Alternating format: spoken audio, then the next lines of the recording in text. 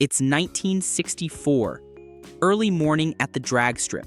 The sky is still gray. The bleachers are filling up with spectators clutching paper coffee cups. Somewhere in the distance, an engine fires up. Then another. The air itself seems to vibrate with anticipation. And then there's the smell. Race fuel, thick, sweet, almost intoxicating. It hangs over the strip like a signature perfume, the kind of smell that gets into your clothes and stays there for days. A Pontiac GTO rolls slowly toward the starting line. The car sits low on its suspension. The paint gleams under the early light, but nobody is looking at the paint. They're listening, because under that hood, something is alive. The hood vibrates with a deep, metallic rumble. It's not a smooth sound. It's aggressive, hungry, the kind of sound that makes bystanders take a step back without realizing why. 3 carburetors are gulping air at once. The crowd knows that sound. They've heard stories. They've seen what happens when that throttle goes down, because under that hood sits something special, a 389 cubic inch V8 with Pontiac's legendary tri-power setup, 3 carburetors, 1 brutal surge of power, and a reputation that was already spreading through garages and racetracks across America. But here's the strange part. Most people today think the GTO invented the muscle car. And yes, the GTO changed everything. It created a template that every manufacturer would copy for the next decade. But what almost nobody realizes is that the real star wasn't the car. It was the engine. The Pontiac 389 tri-power V8 was more than just another big American V8. It was a clever engineering solution, a racing weapon disguised as a street motor. And for a brief moment in the mid-1960s, it gave Pontiac an edge that scared the entire industry. Because when all 3 carburetors opened at full throttle, this thing didn't just accelerate, it exploded forward, like a coiled spring releasing all its energy at once. And the story of how Pontiac built it and why it worked so well is far more fascinating than most people realize. To understand the tri-power legend, we have to go back to the late 1950s. At the time, Pontiac wasn't exactly known for performance. The brand had a reputation for big, comfortable cars, the kind your grandfather drove to church on Sundays. Reliable, sure. Well-built, absolutely. But exciting? Not really. Pontiac was stuck in a rut. Sales were decent, but not spectacular. The brand lacked identity. It sat somewhere between Chevrolet and Oldsmobile in the General Motors hierarchy, and nobody could quite explain what made a Pontiac special. That started to change in 1956, when a new engineer arrived at General Motors. His name was John DeLorean. Yes, the same John DeLorean who would later create the stainless steel sports car made famous by Back to the Future. The same man who would become one of the most controversial figures in automotive history. But in the late 1950s, he was just a young engineer inside Pontiac, ambitious, brilliant, and restless. He had one goal: make Pontiac fast. DeLorean wasn't interested in building comfortable sedans for conservative buyers. He saw something different when he looked at Pontiac's lineup. He saw potential, raw, untapped potential, and he wasn't alone. DeLorean assembled a team of like-minded engineers who shared his vision. Pete Estes, Bill Collins, Jim Wangers on the marketing side. Together, they formed an informal alliance within Pontiac, a group determined to transform the brand's image from the ground up. They began rethinking Pontiac's V8 architecture entirely. The result was a new engine family that debuted in 1959, a strong, versatile block that could grow in displacement without major redesign. At its heart was a cast iron block with a 4.0625-inch bore and a 3.75-inch stroke. That combination produced 389 cubic inches of displacement, about 6.4 liters. The block itself was a masterpiece of practical engineering. Cast iron provided durability and heat dissipation. The cylinder walls were thick enough to handle significant boring if needed. The main bearing journals were large and sturdy, designed to withstand serious abuse. But raw displacement alone doesn't make a legend. Plenty of engines had big displacement numbers. Plenty of V8s could claim impressive cubic inches. The real magic came from how Pontiac fed the engine air and fuel. Most V8s at the time used a single 4-barrel carburetor. It was simple, reliable, easy to tune. One carburetor sitting on top of the intake manifold, doing all the work. Some performance engines experimented with dual quads, 2 4-barrels mounted side by side. That setup delivered impressive airflow, but it was expensive and complicated. Tuning 2 large carburetors to work together smoothly was a nightmare for mechanics and owners alike. Pontiac engineers had a different idea. Instead of one big carburetor, or 2 massive ones, what if they used 3 smaller carburetors? It sounds counterintuitive at first. More carburetors should mean more complexity, more problems, more things to go wrong. But Pontiac's engineers saw an opportunity. 3 smaller carburetors could provide better fuel distribution than one large one. They could also be configured to work progressively, activating only when needed. Thus, the tri-power system was born. The setup used 3 Rochester 2-barrel carburetors mounted in a row along the intake manifold. Each carburetor was relatively small on its own, but together they represented massive airflow potential. The center carburetor handled normal driving, idle, cruising, and moderate throttle. During everyday operation, the engine behaved like any other V8. Smooth, quiet, civilized. The 2 outer carbs stayed closed most of the time. Butterfly valves kept them sealed. They sat there waiting, silent, patient. But when the driver pushed the throttle all the way down, mechanical linkage snapped them open instantly. No hesitation, no warning, just sudden, violent acceleration. Suddenly, the engine was breathing through 6 barrels. 6. The airflow increase was massive. We're talking about nearly double the breathing capacity in an instant. Air flooded into the intake manifold, fuel mixed, the combustion chambers filled with a rich, explosive mixture, and the effect was dramatic. At light throttle, the engine behaved like a normal street V8. It idled smoothly at traffic lights. It cruised quietly on the highway. Your grandmother could have driven it to the grocery store without any complaints. But at full throttle, it became something else entirely, something primal.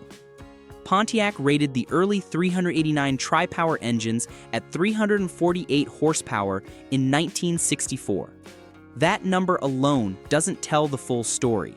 Because horsepower ratings in the 1960s were often conservative, manufacturers measured horsepower differently than modern standards. They used gross horsepower figures rather than net. And even then, many companies deliberately understated their numbers to avoid insurance scrutiny. In real-world testing, many tri-power engines produced closer to 370 horsepower. Some mechanics who worked on these engines believed the actual output was even higher. Torque was even more impressive. Around 428 pound-feet of torque at roughly 3,200 RPM. That kind of torque meant instant acceleration. It meant the car jumped off the line like it had been launched from a catapult. There was no waiting for the engine to build power. It was just there, all at once, and drivers noticed. Car magazines at the time were stunned by what Pontiac had created. A 1964 GTO equipped with the 389 tri-power could run the quarter mile in about 14.2 seconds at roughly 99 miles per hour. For context, that was faster than many dedicated sports cars of the era. European exotics costing 3 times as much couldn't match those numbers, and Pontiac had done it with a mid-size family coupe, a car that could carry 4 passengers, a car with a trunk, a car you could theoretically drive to work every day. It was absurd, and it was glorious. But the story gets even better, because the tri-power engine wasn't just quick in a straight line, it was tough. Pontiac's engineers built the 389 with durability in mind. They knew that power without reliability was worthless. They knew that racers and enthusiasts would push these engines to their absolute limits. So they engineered strength into every component. The block used thick cylinder walls that could handle high compression without cracking. The sturdy bottom end featured large main-bearing journals that distributed stress evenly. The crankshaft was forged steel in high-performance versions, not the cast iron found in economy engines. The connecting rods were beefy. The pistons were designed to handle detonation.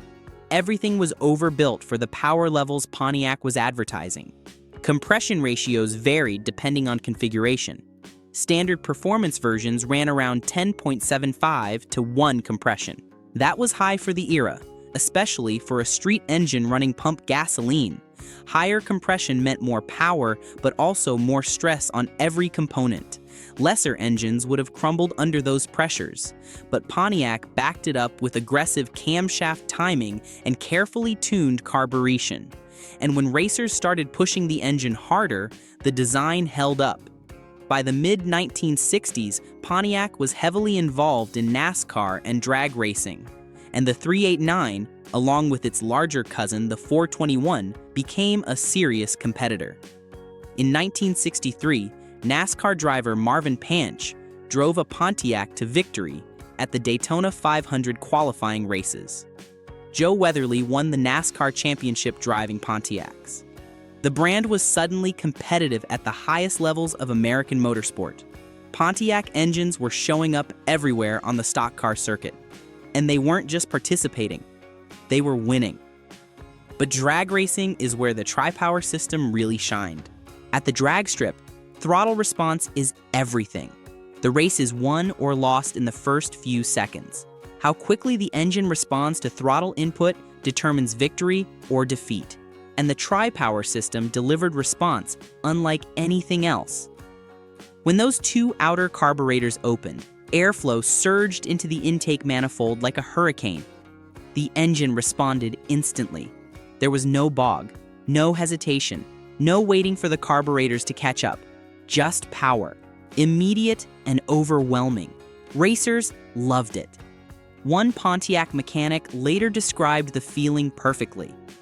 When the end carbs kicked in, it felt like somebody lit a rocket under the hood. That wasn't exaggeration. That was the reality of driving a properly tuned tri-power engine at full throttle. And yet, even with all that power, the system wasn't perfect, because there was a problem. Synchronizing 3 carburetors was tricky. If the linkage wasn't adjusted correctly, the outer carbs could open too early, or too late. Too early, and the engine would bog down from too much fuel flooding the combustion chambers before they were ready. Too late, and you'd lose precious power exactly when you needed it most. Getting the timing right required skill and experience. It required understanding exactly how the mechanical linkage worked and how to adjust it precisely. Pontiac engineers solved this with progressive mechanical linkage. The center carburetor operated normally through most of the throttle range. It handled everything from idle to about 80% throttle on its own. Only near full throttle would the linkage begin opening the outer carbs. This ensured smooth operation during daily driving while still unleashing full airflow when needed. A driver commuting to work would never activate the outer carburetors. Only deliberate, aggressive throttle application would trigger them. But another challenge appeared: fuel distribution. With 3 carburetors feeding a shared intake manifold, uneven fuel mixtures could occur between cylinders. Some cylinders might run rich while others ran lean. That imbalance could cause rough running, reduced power, and increased engine wear. To combat this, Pontiac designed a special aluminum intake manifold that carefully balanced airflow between cylinders. The runners were precisely engineered to deliver equal air-fuel mixture to each cylinder. The carburetor mounting positions were calculated to optimize distribution. It worked remarkably well. By 1965, the tri-power 389 reached its peak. That year's version produced 360 horsepower with a 10.75:1 compression ratio. In magazine tests, properly tuned cars ran the quarter mile in the low 14-second range. Some modified examples dipped into the 13s. For a factory street engine in the mid-1960s, that was serious performance. That was territory previously reserved for dedicated race cars. But the bigger impact was cultural. The Pontiac GTO equipped with the 389 tri-power became the symbol of a new era. Young drivers wanted power. They wanted sound. They wanted that explosive second when the outer carburetors snapped open and the world blurred past the windows, and Pontiac delivered it. Sales skyrocketed beyond anyone's expectations. In 1964, Pontiac expected to sell about 5,000 GTOs. Instead, they sold more than 32,000. The following year, sales exceeded 75,000, and many buyers specifically chose the tri-power option. They wanted that extra edge. They wanted to know those two outer carburetors were sitting there, waiting. But just as the legend was reaching its peak, something unexpected happened. The muscle car wars were escalating rapidly. Ford was building high-revving big blocks that screamed past 6,000 RPM. The 427 was terrorizing drag strips nationwide. Chevrolet had the 396 and the 427, powerful, refined engines backed by massive corporate resources. Chrysler unleashed the monstrous 426 Hemi, a legendary engine that would become synonymous with drag racing dominance. Engines were getting bigger, faster, and more extreme. And suddenly, the tri-power system began to look complicated. 3 carburetors meant more cost, more tuning requirements, more emissions challenges as government regulations began tightening. By 1966, General Motors executives were starting to worry about tightening emissions regulations and insurance pressures. Insurance companies were raising rates on high-performance vehicles. The government was asking questions about pollution and safety. So Pontiac quietly made a controversial decision. They discontinued the tri-power system, just like that. After 1966, Pontiac performance engines switched to single 4-barrel carburetors. The new quadrajet carburetor was efficient and effective. It made plenty of power. Technically, those new setups were easier to tune and cheaper to produce. But something was lost, because no single carburetor had the same personality. Nothing felt quite like that moment when 6 barrels opened at once. Still, the legacy of the 389 tri-power didn't disappear. Collectors and racers continued chasing those engines for decades. Original tri-power setups became prized possessions in the collector car world. Today, original tri-power Pontiacs are among the most sought-after muscle cars from the 1960s. Restored 1964 GTO tri-power models often sell for well over $100,000 at major auctions, and part of that value comes from the engine itself, because the 389 represented a perfect moment in American performance engineering, a time when engineers experimented freely, when creative solutions beat corporate restrictions, when a clever intake system could transform a good V8 into a legend.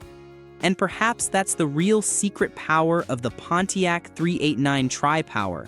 It wasn't just horsepower, it was character. A smooth cruiser at low throttle, and a roaring monster when all 6 barrels opened. For a few brief years, that engine defined what muscle cars could be. Fast, loud, and just a little bit wild. And that's why, even today, car enthusiasts still talk about the moment those outer carburetors kick open. Because once you felt that surge, you never forget it. If you enjoyed this deep dive into the Pontiac 389 tri-power V8, let me know in the comments what legendary engine you want to explore next. And make sure to subscribe so you don't miss the next story from the golden age of American muscle.